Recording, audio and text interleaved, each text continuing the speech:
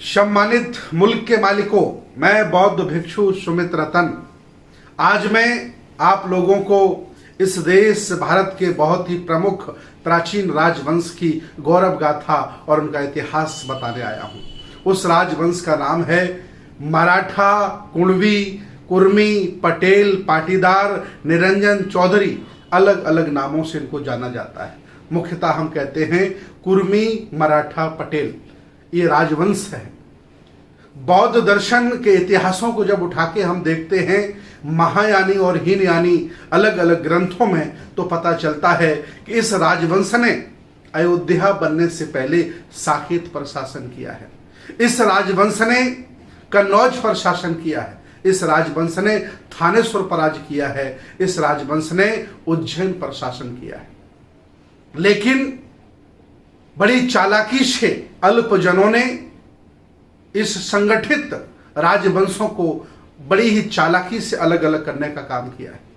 आगे चल कर के मां जियाऊ जय शिवराय, एक मराठा 1 लाख का नहीं, 1 कोटि का होता है, 1 करोड़ का होता है। आज मैं आपको बता दूं, जियाऊ के गर्भ से छत्रपति शिवाजी जन्म लेते हैं और हमें इस राजवंश को शिवाजी के तौर पर इस देश का शासक बनने का मौका मिला। आज भी पूरी दुनिया में अलग अलग साहित्यों में और भारत के मुख्यमंत्री, प्रधानमंत्री शिवाजी जैसा बनना चाहते हैं, जिन्होंने हक वंचित, असहाय, कमजोर लोगों के लिए हमेशा अपने दरवाजे खोले, कभी जातिवाद नहीं किया, छुआछूत नहीं किया।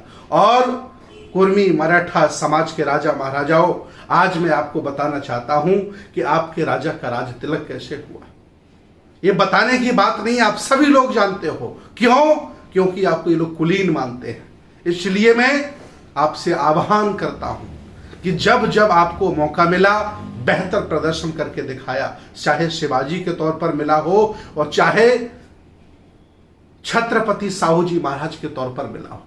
आप ही हैं जिन्होंने हक वंचित, असहाय, कमजोर लोगों को, ओबीसी को 50% आरक्षण देने का काम किया। कोई नहीं दे सका, क्योंकि आप जानते थे कि इन निर्बलों को कैसे सबल बनाना है।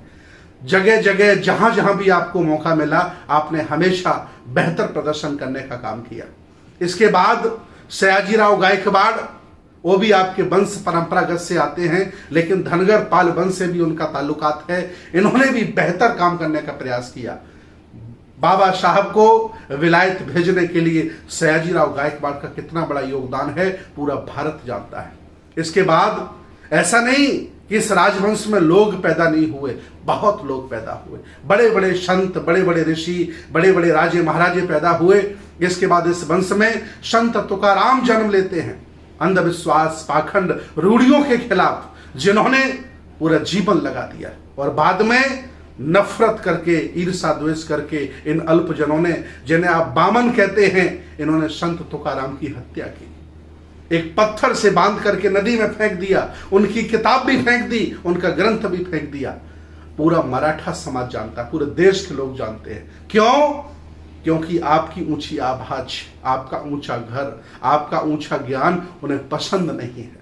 वो आपको नीचा रखना चाहते हैं, छोटा रखना चाहते हैं और आपको दास गुलाम बना के रखना चाहते हैं। लेकिन आपके अंदर शासक का खून है, आप राजा और महाराजा हैं। इतना ही नहीं, इस खानदान में स्वतंत्र भारत से पहले और बाद में सरदार वल्लभ भाई पटेल पैदा हुए।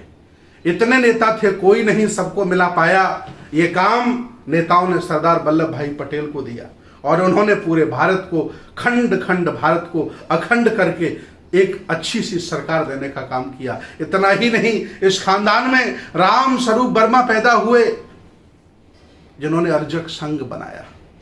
उन्होंने लोहा लिया उन परजीवियों से, उन मनवादियों से, उन नफरत फैलाने वाले लोगों से, जिन्होंने हक वंचित, असहाय, कमजोर लोगों को, देश के मूल्यवासियों को बांट के रखा हुआ था। बहुत बड़ा लोहा लिया, पूरा इतिहास जानता है, आप उस वंश के लोग हैं।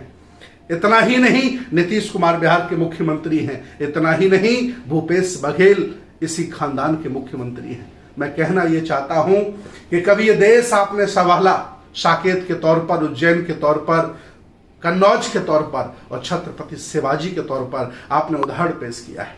आखिर आज ऐसा क्या आप में हो गया है कि हक वंचित, असहाय, कमजोर लोगों को अपने साथ आप नहीं जोड़ पा रहे हो? अगर ये मादा आप नहीं दिखा पा रहे हैं, इसीलिए अल्पजन यहां शासक बना बैठा है। अगर ये ताकत आप दिखा देते, सभी हक वंचित, असहाय, कमजोर लोगों को अपना छोटा भाई मानकर इकट्ठा कर लेते, तो मैं दावे के साथ कहता हूं इस भारत के फिर आप शासक होते। मैं पूछना चाहता हूं, कितने राष्ट्रपति हुए आपके, कितने प्रधानमंत्री बने आप, सुप्रीम कोर्ट में जज कितने हैं आपके, हाई कोर्ट में जज कितने हैं आपके,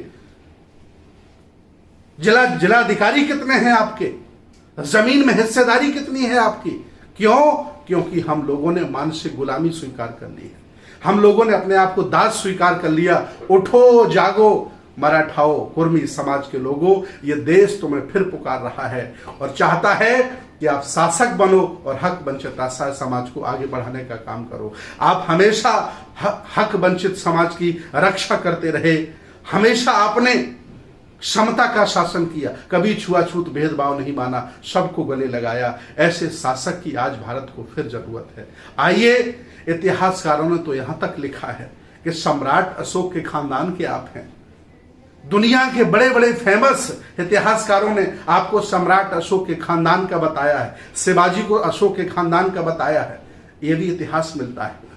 बेशक हम एक ही खानदान के लोग रहे होंगे, लेकिन बांटने वालों ने हमें बांट दिया होगा और हमें लूट लिया होगा। हम इसलिए लूट रहे हैं क्योंकि हम बटे हैं।